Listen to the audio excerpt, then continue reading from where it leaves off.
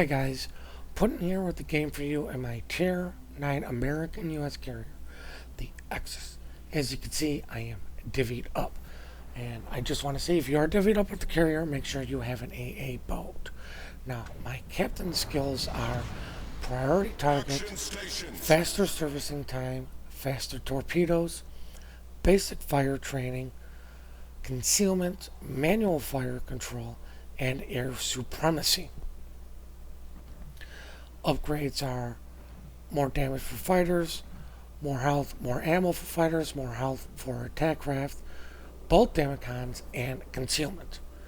Now, the US can really benefit from concealment, which is why I went that route.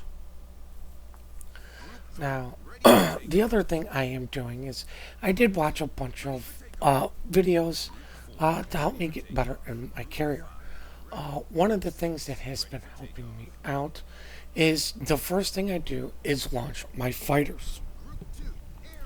As soon as my fighters are in the takeoff animation, I launch my attack craft.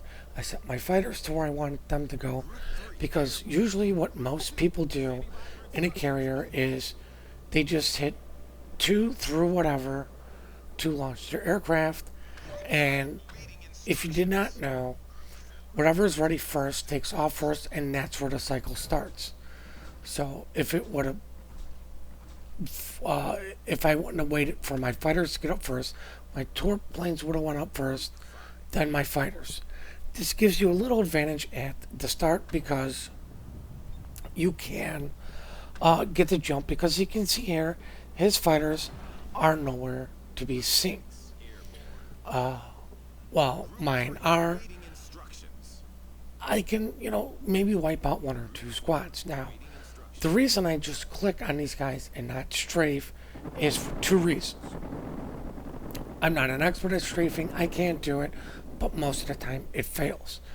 But the main reason I just clicked on this guy was to do the panic and to conserve ammo for when I had to strafe fight him. He is a Japanese carrier. He will have more fighters than me. So any ammo I can conserve would be good ammo.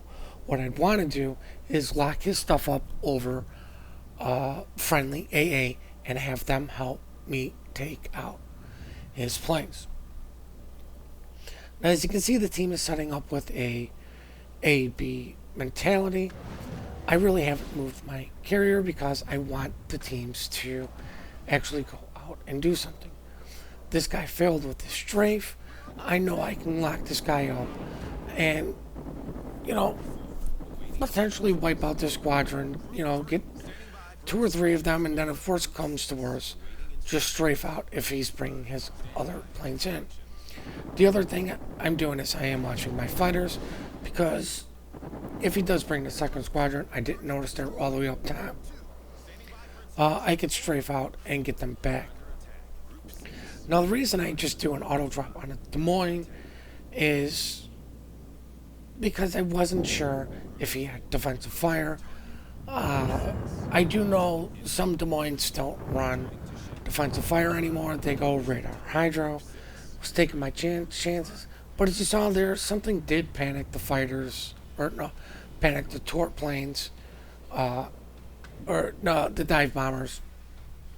Anyways, but I know he didn't have defensive fire because, well, they, for the most part, made it out safely. Now, I would have left the bomber overhead, but still at Des Moines, there's Yamato, curve first. I would have left the bomber over the shimmy, but I just didn't feel like losing a squadron. Now, what I'm trying to do is use my torp planes to see if the shimmy launched torps, but I'm going to do a drop on the curve first. He is alone. I don't remember what plane, what ship I put my fighters on, but I'm just trying to get this drop on his curve first. Now, this curve first made a huge mistake all along. With me making a mistake, I should have made one more final adjustment to potentially get one more torp hit. Spoiler, the back 2 missed. But the curve first put out, I believe, the flood that he got from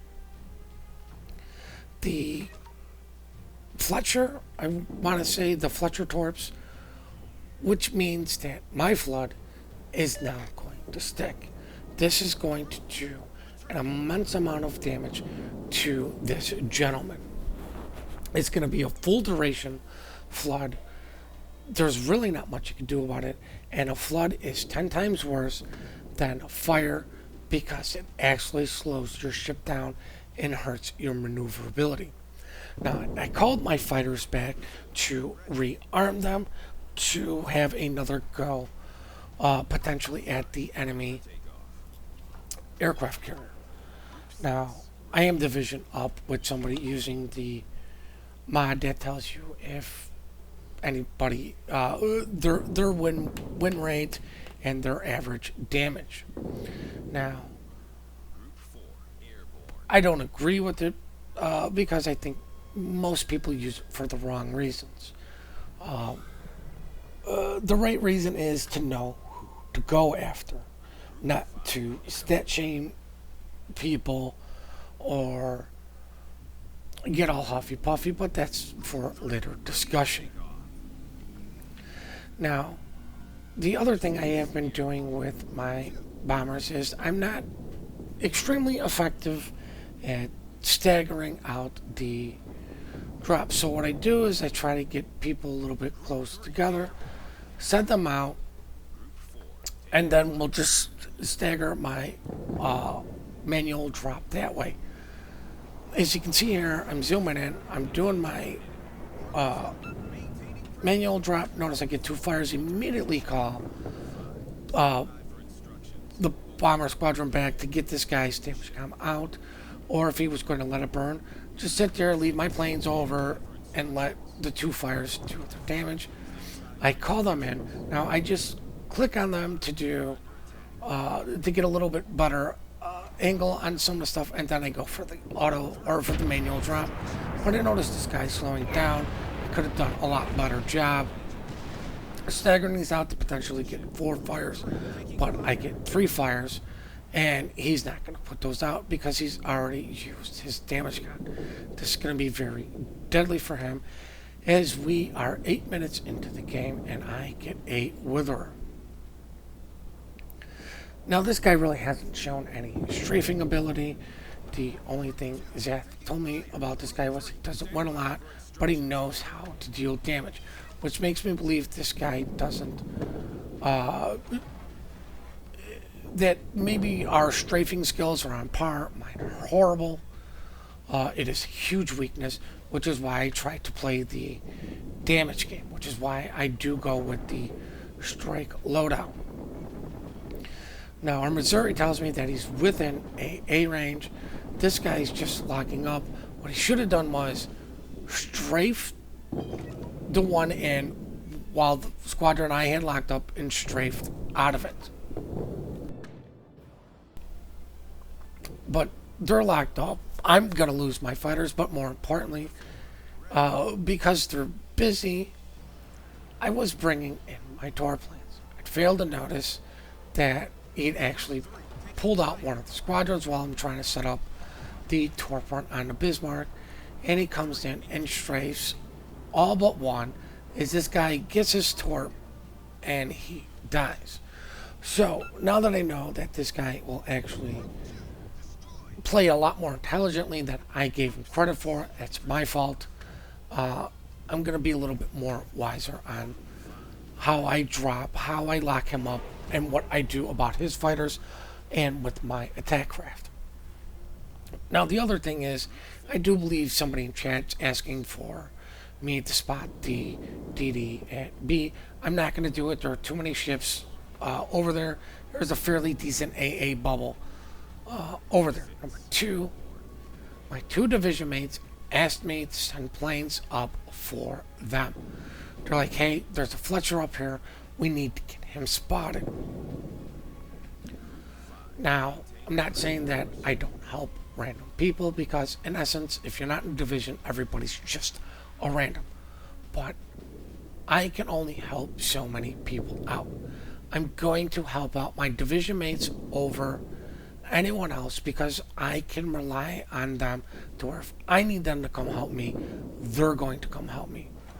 I have been burned by too many people about I go help them and then they leave me high and dry when I need help. It's not to say that always happens.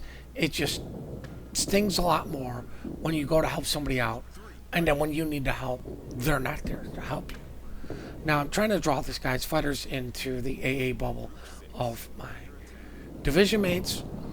I'm bringing this again, trying to actually do the manual drop, but I failed to get it off in time. But luckily for me, RNG says 2 fires. Even with doing a manual drop, dive bombers are still RNG based. I am not good enough to manually drop dive bombers on DDs. I have been practicing it. I have been working on it. But in this case, I'm just going with the auto drop because I want to set up a tour drop on the Bismarck. Now, I made a little mistake here. Is while trying to get to this Bismarck to do a tour drop, this guy's burning. He's not going to last. I immediately say to myself, there's no point in dropping torpedoes. I can go strike something else. Lucky for me, it was my first to got it. I accidentally picked the further bomber to a scout. So that's why you see me looking at Group 4, having him come back. I send Group 5 back. I'm getting Group 5 in front of the where the DD was last. No. Sending torps into a smoke cloud because, well, why not? Now at this point I noticed that my fighters are too far to help me. I'm just going to leave them on the Missouri because God forbid if I die, there's nothing I can, at least my fighters will be protecting him. Turn into the torpedoes, hit the defensive fire, and I actually manually selecting these tour planes because I do have skill. You just don't get to see that in the replay. Torpedoes, dead ahead. As you can see, just completely wiped out one squadron, clicking on another one to potentially get rid of more. Get hit with a flood, and I've got to get rid of the flood. I didn't notice right away that the shimmy was right there. Luckily for me, Mr. Zat had said, hey, there's a shimmy coming after you. And that's when I realized, well, I'm not getting out of this alive. So a lot of my attacks are just going to be auto drops in fair that I'm just not going to make it. I call the bomber back. That is all the way up by the spotting for these guys. Because if by some miracle this guy never sets fire, you don't have his torpedoes ready, I want the bomber to help me with this guy. I do manually select this guy for my AA. And like I said, at this point, I'm just sitting here selecting planes to auto drop on this gentleman because, you know, I just did not think I was going to make it out. Luckily for me, the bombs hit. My secondaries are going off the town. This guy's damn com's already out. He is burning. I do have planes that are going to get up. I need to recover planes if I'm potentially going to survive this. And I'm doing everything I can to try to survive. Luckily for me, maybe my bombers knocked out a bunch of his torp tubes when they were in the reload process, making him to have to constantly start the reload process again, and I walk away on extremely low health. That is why I have priority targets. It is one of my captain skills. So when I'm spotted, I know how screwed I really am. Group 3, standing by for instructions. Over. Now, as you can see, their team only has 2 ships left. They are both up in the upper corner where my division mate is at. We have 1 cap, 2 caps. We're working on a 3rd cap. Oh, excuse me. Sorry about that. So what I'm going to do is just send everything up to the corner there, but I don't believe we're actually going to get the dive bombers there. It's just going to take them too long. Now I am trying to get my torpedo planes up there. Now what I would do is, if there was a lot more time, was after I drop my torps, I would actually go hunt down the destroyer to keep him spotted. That's why you see the dive bombers going one area, the torp planes going after the Neptune. A little bit easier to pull off torps on a cruiser. But I'm going to drop these torps, blind torps into the smoke. I do believe I get 2 torps, maybe 1, but I am going to get the kill before the game ends.